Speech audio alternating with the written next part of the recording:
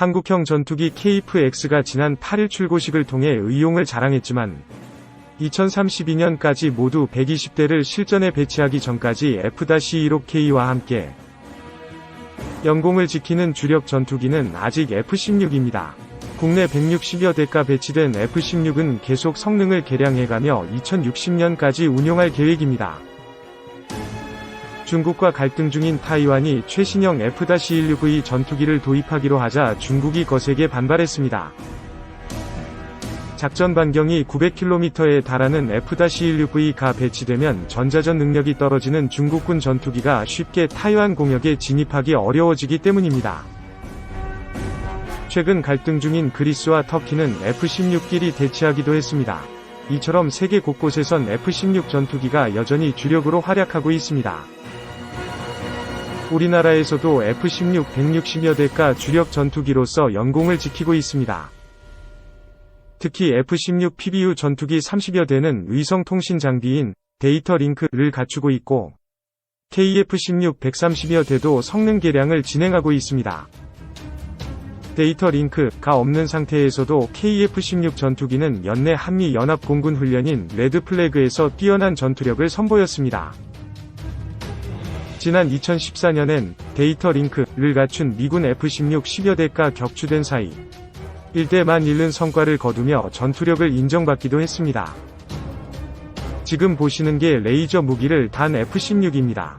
미국에선 이밖에도 인공지능 탑재, 무인기와의 합동작전을 시험하며 기능을 늘려가고 있어 KF-16도 성능 개량이 꾸준히 이뤄지면 오는 2060년까지 연공을 수호할 수 있을 전망입니다.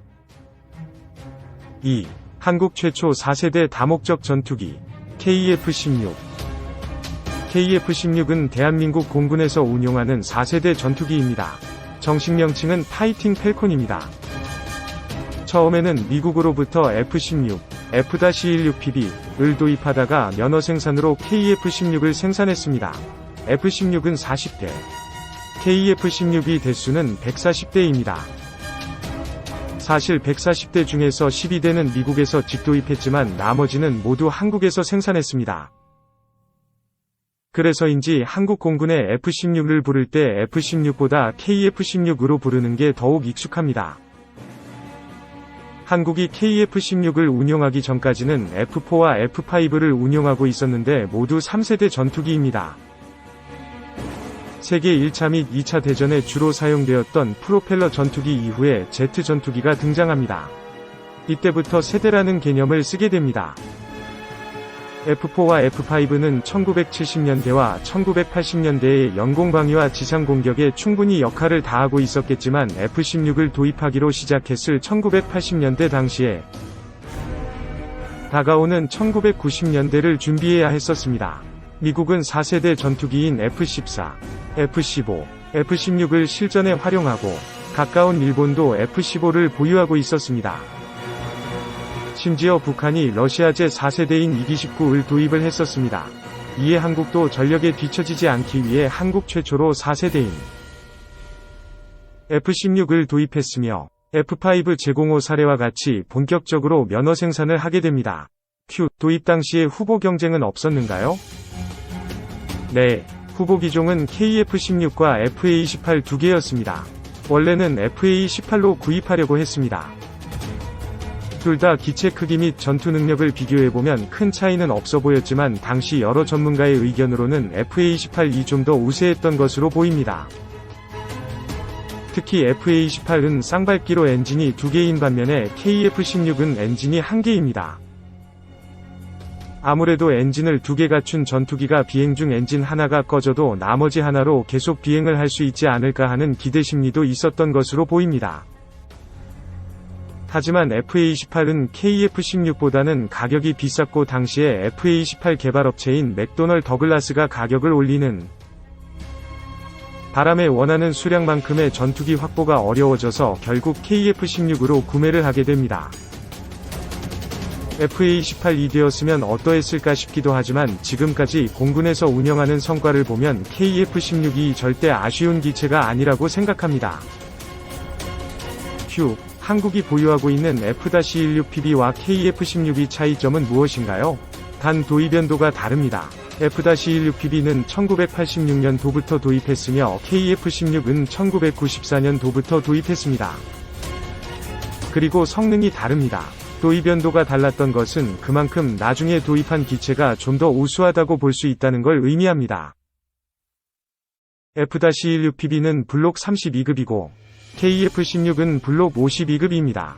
Q블록, 블락이라는 개념은 무엇인가요? 미국에서 운용하는 군용 비행기를 구분하기 위해 만들어진 개념입니다. 같은 기종의 비행기에서도 성능별로 차이가 있습니다. 이를 블록으로 구분지을 수 있는데 한국이 처음 도입한 F-16PB의 경우 블록 32인 반면에 KF-16은 블록 52입니다. 숫자가 높을수록 더욱 성능이 좋으며 최신입니다. 블록 32는 중거리 공대공 미사일을 탑재하지 못해서 전투기 자체가 좋다 하더라도 무장이 부족한 단점을 갖고 있습니다. 하지만 블록 52는 암람, AIM-120 AMRAAM, 공대공 미사일을 탑재할 수 있어서 멀리 있는 적기를 향해 미사일을 발사할 수 있기에 제공권에서 우위를 가질 수 있습니다. 더불어 랜턴포드, LANTIRN, 로우 엘티튜드 내비게이션 앤드 타겟팅 인프라 레드 포 나이트를 장착해서 야간에서 저고도로 비행하는 중에도 적외선으로 목표물을 탐지할 수 있습니다. 이는 상당히 촘촘한 적의 대공망을 뚫고 기습적으로 적진에 침투한 다음에 폭탄 및 공대지 미사일로 적의 핵심 목표물을 공격할 수 있는 시스템입니다. 컴퓨터로 게임할 때 더 좋은 그래픽 사양을 확보하고자 그래픽 카드, GPU를 장착하는 것과 유사하다고 볼 수 있습니다. 이는 기존 3세대 전투기는 물론이고 일반적인 성능의 4세대 전투기도 어려운 작전을 가능하게 했다는 점에서 상당히 위의가 있습니다. Q, F4, F5와 같이 KF-16도 이제는 오래된 전투기로 되어가고 있지 않는가요? 네, 맞습니다. 가장 오래된 F-16PB를 기준으로 봤을 때 30년을 넘어가고 있고 KF-16만 해도 30여 년 가까이 되어가고 있습니다. 주변국들은 5세대 전투기를 준비하고 있으며 기존 4세대 전투기의 지속적인 업그레이드를 추진하고 있습니다. 한국도 F-35, 5세대, 및 KF-X, 4.5세대를 준비하고 있으나 기존 KF-16 및 F-15K를 개량할 필요가 있습니다. F4, F5는 수명이 너무 오래되어 퇴역할 수밖에 없겠지만 KF-16은 개량만 해준다면 좀 더 운용하기에 충분합니다. 그래서 KF-16을 현재 가장 최신의 F-16인 F-16V급 블록 72분의 70 수준으로 업그레이드하는 사업이 추진 중입니다. 핵심은 AESA 레이더, 능동 전자주사식 위상배열, 로 KF-16이 갖고 있는 기존 기계식 레이더를 대체하는 것입니다. 레이더만 AESA로 바꿔도 KF-16의 목표 탐지는 상당히 개선되어집니다. KF-16은 21세기에 대한민국 공군을 시작했던 첫 첨단 전투기입니다.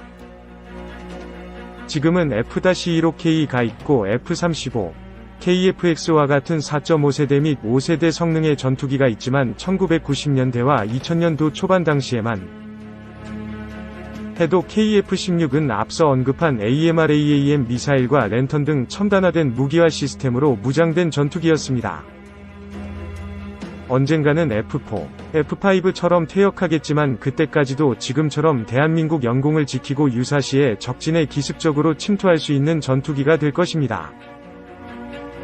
더불어 F-16V로의 개량 사업은 KF-16의 성능을 지속적으로 향상시키며 KF-16뿐 아니라 AESA 레이더를 필요로 하는 F-15K와 FA-52 AESA 장착에도 큰 도움이 될 것입니다. 3. 한국 주력 전투기 F-16V, 바이퍼로 성능 업그레이드.